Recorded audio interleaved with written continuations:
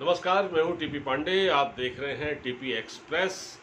और जो दर्शक हमसे अभी जुड़े हैं, हम उनसे गुजारिश करते हैं कि अगर अभी तक उन्होंने हमारा ये चैनल सब्सक्राइब नहीं किया है तो इसे कृपया सब्सक्राइब कर लें। एक बेल आइकन का बटन होता है, उसे दबा दें ताकि नोटिफिकेशन आपको वीडियो अपलोड होने के बाद मिलते रहें।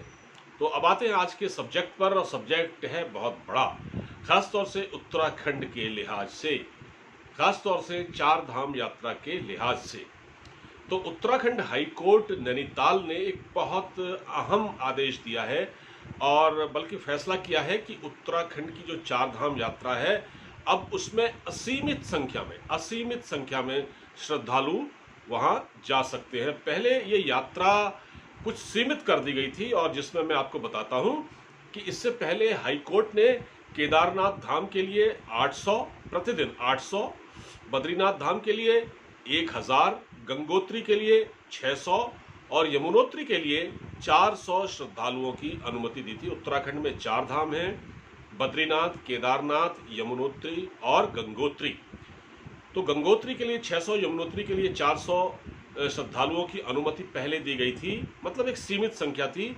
इसी तरह से केदारनाथ धाम के लिए प्रतिदिन 800 और बद्रीनाथ धाम के लिए 1000, इतने श्रद्धालु जा सकते थे। लेकिन अब एक बहुत बड़ा फैसला किया है राज्य सरकार के लिए, एक बहुत ही अच्छी एक बड़ी राहत की खबर है, क्योंकि राज्य सरकार की लगातार इस पर किरकिरी हो रही थी, क्योंकि उस पर यह आरोप था कि उसने कोर्ट के सामने अपना जो स्टैंड है ना, अपना जो पक्ष है, यानी राज्य सरकार के जो वकील थे, उन्होंने अपना पक्ष कायदे से नहीं रखा कोर्ट के सामने। तो कोर्ट क्योंकि उनकी दलीलों से संतुष्ट नहीं था, इसलिए उसने पूरी तरह से यात्रा को नहीं खोला, एक सीमित संख्या निर्धारित कर दी।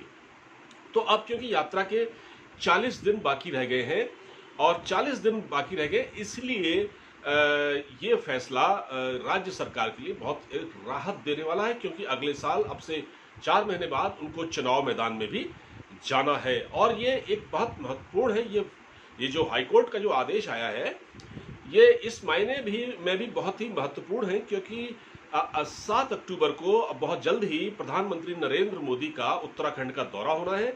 तो वहाँ भी ये सवाल उठते हैं, क्योंकि प्रधानमंत्री जब वहाँ जाते तो उनके सामने शायद जो देवस्थानम बोर्ड के तीर्थ पुरोहित वगैरह हैं, वहाँ के जो लोग हैं, मंदिर के पंडे वगैरह, पुजारी वगैरह, ये सब उनसे ये सवालात करते कि भाई ये जो यात्रा इस तरह से सीमित संख्या में कर दी गई है, इससे बहुत नुकसान हुआ है, खासतौर से जो कारोबारियों का, जो होटल मालिक थे, या जो लॉज चला रहे थे, या जो छोटे मोटा ढाबे वगैरह चला रहे थे, या वो जो वहाँ पर जो पूजा सामग्री वगैरह बेचा करते हैं मंदिरों के बाहर, उनको बहुत इससे नुकसान हो रहा था, और बहुत भारी नुकसान उठाया है। आपको मालूम होगा कि केदारनाथ में जो आपदा आई थी, उसके बाद से हालात संभलने में बहुत वक्त लग गया, और बीच में 2020 में ये यात्रा टल गई थी, चार धाम यात्रा, और फिर इसको चालू की जाने की पूरी कोशिश की गई, लेकिन ये हो नहीं पाया। फिर कोर्ट बीच में आ गया, राज्य सरकार अपना पक्ष ठीक से नहीं रख पाई, बहुत उहापोह की स्थिति रही। कोविड के हालात कभी संभले, कभी फिर बिगड़ने लगे।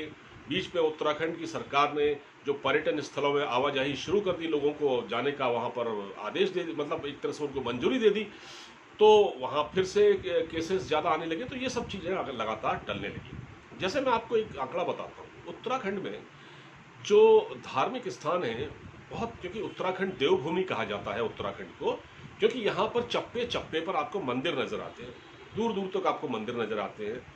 तो और चार धाम क्योंकि यहाँ पर हैं, इसलिए इसको देवभूमि कहा जाता है। तो इस लिहाज से उत्तराखंड के जो तीर्थ स्थल हैं और उत्तराखंड में जो मंदिर हैं, उन्हें देखने के लिए हर साल तकरीबन 60 लाख यात्री आते हैं। ये एक आंकड़ा है, पुराना आंकड़ा है, लेकिन हो सकता है क्योंकि इसमें कुछ अब संशोधन हुआ हो, मगर बीच में जो कोविड के हालात पैदा हुए, उससे यात्रियों की संख्या बहुत कम हो गई।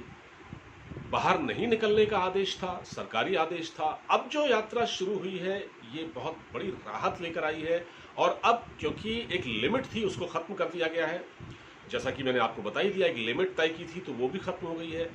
बीच में क्या हुआ था, लोगों ने ऑनलाइन रजिस्ट्रेशन करा लिए थे, तो कुछ लोग जो इंटरनेट के थ्रू इस यात्रा को देख पा रहे थे, इसका प्रसारण देख पा रहे थे, तो बहुत से लोग नहीं आए, क्योंकि जब सीमित संख्या कर दी आपने तो लोग नहीं आए। जब लोग अच्छा कुछ लोग डर के मारे नहीं आए, जब नहीं आए तो वहाँ पर व्यापारियों को घाटा होने लगा, क्योंकि होटल में कोई टिकता नहीं था, लॉज में कोई आता नहीं था, सामान कोई खरीदता नहीं था।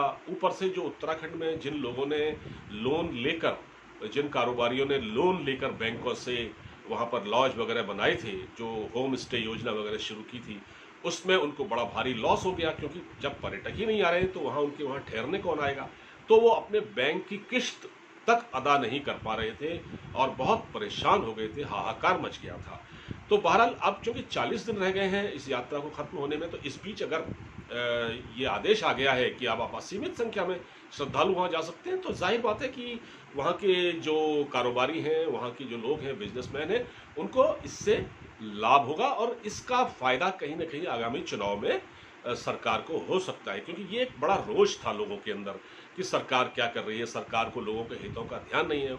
उधर से देवस्थानम बोर्ड के जो तीर्थ पुरोहित थे, उनकी अपनी एक अलग ही समस्या है। तो प्रधानमंत्री भी वहाँ जा रहे हैं, तो हो सकता है वो प्रधानमंत्री के सामने अपनी बातें रखें। और क्योंकि प्रधानमंत्री जाने वाले हैं, इसलिए भी कोर्ट का ये आदेश बहुत मायने रखता है।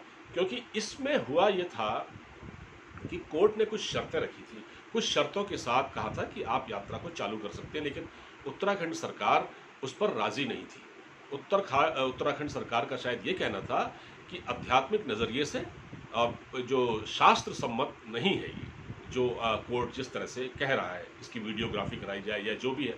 तो अभी भी RT-PCR रिपोर्ट तो लानी ही पड़ेगी और जो भी ज़रूरी कागजात हैं वो भी लाने पड़ेंगे, क्योंकि बीच में आपको मालूम होगा कि उत्तराखंड में जब ये कुंभ का मेला हुआ था या हरिद्वार में, तो उसमें बहुत से लोगों ने फर्जी RT-PCR रिपोर्ट अपनी पेश की थी और बहुत सी लोग इसमें लिप्त पाए गए, उसके खिलाफ भी कार्रवाई हो रही। तो कहीं फिर ऐसी कोई बात सामने ना आए जिससे राज्य सरकार की छवि खराब हो। वैसे भी उस घटना के बाद बहुत सारा डेंट लग गया राज्य सरकार के ऊपर, तो सरकार भी इससे उबरने की कोशिश कर रही है। और जिस तरह से कोर्ट ने ये आदेश दिया है, देर सही कोर्ट का आदेश तो आया, लेकिन लोग कह रहे हैं क्योंकि अब ये चुनाव होना है राज्य में, अब से 4 महीने बाद 3 मुख्यमंत्री भारतीय जनता पार्टी बदल चुकी है, तो वैसे ही एक छवि को डेंट लग गया था सरकार के। तो अब मोदी जी भी आने वाले हैं और ये यात्रा में भी, 4 धाम यात्रा में भी असीमित संख्या में श्रद्धालुओं को जाने की अनुमति मिल गई है। ये सब कुछ बहुत कुछ कहता है, लेकिन जो भी हुआ है ये अच्छे के लिए हुआ है और इसका फायदा राज्य के जो कारोबारी हैं, जो वहाँ पर इस वक्त अपना बिजनेस कर रहे हैं, चाहे वो टैक्सी वाले हैं, चाहे वो होटल वाले हैं, चाहे वो ढाबे वाले हैं, चाहे वो लॉज चलाते हैं, उन सबको इसका लाभ होने की उम्मीद है। तो फिलहाल इस वीडियो में इतना ही। आपको वीडियो अच्छा लगा हो तो उसको दोस्तों में ज़्यादा से ज़्यादा शेयर कीजिएगा। एक नए विषय के साथ हम फिर हाजिर होंगे और हाँ, हमारे चैनल को सब्सक्राइब ज़रूर कीजिए। नमस्कार।